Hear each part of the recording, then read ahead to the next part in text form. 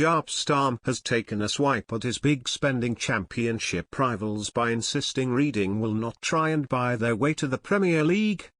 Transfer fees have gone through the roof this summer, with title favourites Middlesbrough spending a whopping £15 million on striker Britt Malonga alone.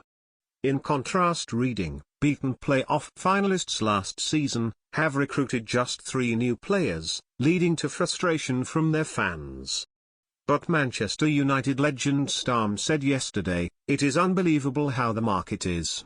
Teams are paying a lot of money to get certain players, and because of that other teams are asking for a lot of money and players are asking for big salaries as well.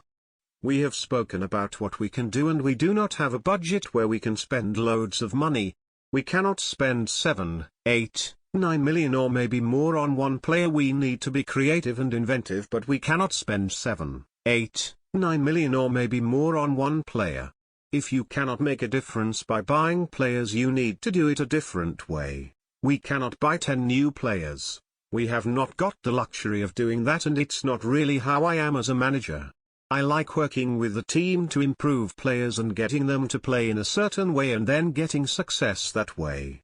Reading lost out to Huddersfield on penalties at Wembley in May, and Stam has urged his players to use that heartache to spur them on to better things this season.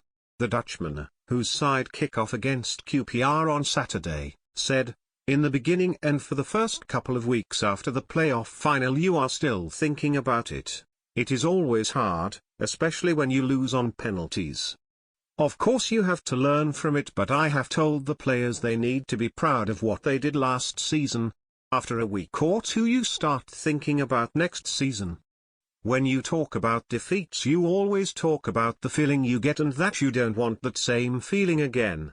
Last season was great. Everybody enjoyed it, but now we are starting from zero and last season does not count anymore.